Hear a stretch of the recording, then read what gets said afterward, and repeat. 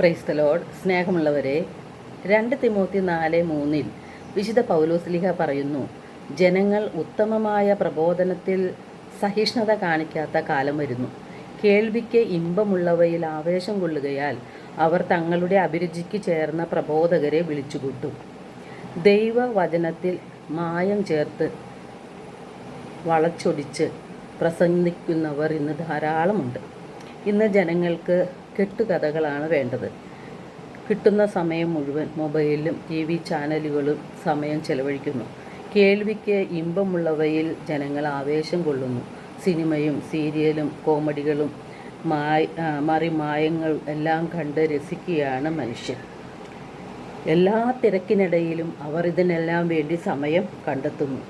TV ചാനലുകൾ മാറി മാറി കണ്ട് ആവേശം കൊള്ളുന്നു. ദൈവവചനം വായിക്കുവാനോ പ്രാർത്ഥിക്കുവാനോ സമയം കണ്ടെത്താൻ കഴിയുന്നില്ല. മറ്റുള്ളവരെ കുറ്റം വിധിക്കാനും അവരുടെ കുറവുകൾ കണ്ടെത്താനും പരദൂഷണം പറയുവാനും നമ്മുടെ സമയം നാം കണ്ടെത്തുകയാണ്. വചനം വായിക്കുവാൻ ഇന്ന് ആർക്കും താല്പര്യമില്ല. യേശു പറഞ്ഞു, എൻ്റെ പിതാവിനാൽ ആകർഷിച്ചാലല്ലാതെ ആരും എൻ്റെ അടുക്കൽ വരുന്നില്ല എന്ന്. യേശു എനിക്കാരാണ്? എന്താണ് യേശു എനിക്ക് വേണ്ടി ചെയ്തത്? ദൈവം തൻ്റെ പുത്രനെ ഈ ഭൂമിയിലേക്ക് അയച്ചത് എന്തിനു വേണ്ടിയാണ്? ദൈവത്തിൻ്റെ വചനം എന്തിനു വേണ്ടിയാണ് നമുക്ക് നൽകപ്പെട്ടിരിക്കുന്നത്? ഈ ചോദ്യങ്ങൾക്ക് ശരിയായ ഉത്തരം കിട്ടിയാൽ, അത് നാം വിശ്വസിച്ചാൽ, വിശുദ്ധ പൗലോസ്ലീഹ പോലെ നമുക്കും പറയാൻ കഴിയും, സുവിശേഷം രക്ഷയിലേക്ക് നയിക്കുന്ന ദൈവശക്തിയാണ്.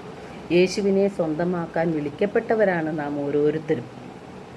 യേശുവിനെക്കുറിച്ചുള്ള ജ്ഞാനം കൂടുതൽ വിലയുള്ളതാകയാൽ സർവവും ഉച്ഛിഷ്ടം പോലെ ഞാൻ കരുതുന്നു എന്നാണ് വിശുദ്ധ പൗലോസ്ലീഹ പറഞ്ഞത്. നമുക്ക് ചിലപ്പോൾ സംശയം തോന്നാം, വചനം ചിന്തിച്ചിരുന്നാൽ നമ്മുടെ ഉത്തരവാദിത്തങ്ങൾ എങ്ങനെ നിറവേറ്റാൻ കഴിയും എന്നാണ്. ഒരു ദിവസത്തിൽ 24 മണിക്കൂറുണ്ട്. അതിൽ അരമണിക്കൂറെങ്കിലും പല സമയത്തായിട്ട് ദൈവവചനം വായിക്കുവാനും ധ്യാനിക്കുവാനും നമുക്ക് സമയം കണ്ടെത്തണം. നമ്മുടെ നാവിനെ നാം നിയന്ത്രിക്കണം. നാം യേശുവിൻ്റെ സ്വന്തമാകണമെങ്കിൽ ഈ ലോകത്തിൻ്റെ ദുരാശകളെ നാം അകറ്റി നിർത്തണം. നാവിനെ നിയന്ത്രിക്കണം. ജഡിക പാപങ്ങളിൽ നിന്ന് നാം അകന്ന് നിൽക്കണം. കാരണം ഇവയെല്ലാം ദൈവത്തിന് എതിരാണ്. യോഹന്നാൻ 3:16 എന്തെന്നാൽ അവനിൽ വിശ്വസിക്കുന്ന ഏവനും നശിച്ചു പോകാതെ നിത്യജീവൻ പ്രാപിക്കുന്നതിന് വേണ്ടി ദൈവം തൻ്റെ ഏകജാതനെ ലോകത്തിലേക്ക് അയച്ചു. ദൈവം തൻ്റെ പുത്രനെ ഭൂമിയിലേക്ക് അയച്ചത് ലോകത്തെ ശിക്ഷയ്ക്ക് വിധിക്കാനല്ല, പ്രത്യുത അവൻ വഴി ലോകം രക്ഷ പ്രാപിക്കാനാണ്. എന്താണ് നിത്യജീവൻ? എന്താണ് രക്ഷ? യോഹന്നാൻ 17:3 എന്താണ് നിത്യജീവൻ എന്ന് വ്യക്തമാക്കുന്നുണ്ട്. ഏക സത്യദൈവമായ അവിടത്തെയും അവിടുന്ന് അയച്ച യേശു ക്രിസ്തുവിനെയും വിശ്വസിക്കുക എന്നതാണ് നിത്യജീവൻ. യേശു നമുക്ക് ഓരോരുത്തർക്കും വേണ്ടി എന്താണ് ചെയ്തത്? പാപാന്ധകാരത്തിൽ കഴിഞ്ഞിരുന്ന നമ്മെ രക്ഷിക്കുവാനായി, സ്വർഗം തുറന്ന് തരുവാനായി, നിത്യജീവനിലേക്ക് നമ്മെ പ്രവേശിപ്പിക്കുവാനായി, നമ്മുടെ പാപഭാരങ്ങൾ മുഴുവൻ ഏറ്റെടുത്ത് പീഡകൾ സഹിച്ച് കുരിശിൽ നമുക്കായി ജീവൻ ബലിയർപ്പിച്ചു. യേശു നമ്മുടെ പാപപരിഹാര ബലിയാണ്. യേശുവിൻ്റെ തിരുരക്തത്താലാണ് നമ്മുടെ പാപക്കറകൾ കഴുകിക്കളയപ്പെടുന്നത്. അതുകൊണ്ടാണ് തിരുവചനം പറയുന്നത്, നാം നമ്മുടെ സ്വന്തമല്ല, യേശുവിൻ്റെ തിരുരക്തത്താൽ വിലയ്ക്ക് വാങ്ങപ്പെട്ടവരാണ്. യേശു നമ്മുടെ പാപമോചന ദ്രവ്യമാണ്.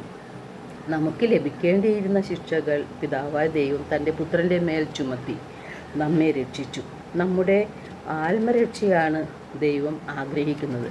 യേശു നമ്മുടെ പാപങ്ങൾ ഏറ്റെടുക്കുക മാത്രമല്ല, കുരിശിൽ പീഡകൾ സഹിച്ച് മരിക്കുക മാത്രമല്ല ചെയ്തത്, തൻ്റെ ശരീര രക്തങ്ങൾ പങ്കുവെച്ച് തന്ന പരിശുദ്ധ കുർബാന സ്ഥാപിച്ചുകൊണ്ട് നമ്മോടൊപ്പമായിരിക്കാൻ അപ്പമായി മാറി തിരുവോസ്തിയിൽ ഇന്നും ജീവനോടെ നമ്മെ കാത്തിരിക്കുകയാണ്. യുഗാന്തം വരെ ഞാൻ നിങ്ങളോട് കൂടെ ഉണ്ടായിരിക്കുമെന്ന വാഗ്ദാനം നിറവേറ്റിക്കൊണ്ടിരിക്കുകയാണ്. പരിശുദ്ധാത്മാവിനെ നൽകി യേശു നമ്മെ ശക്തിപ്പെടുത്തുന്നുണ്ട്. നമ്മെ അനാഥരായി വിടുകയല്ല ചെയ്തത്.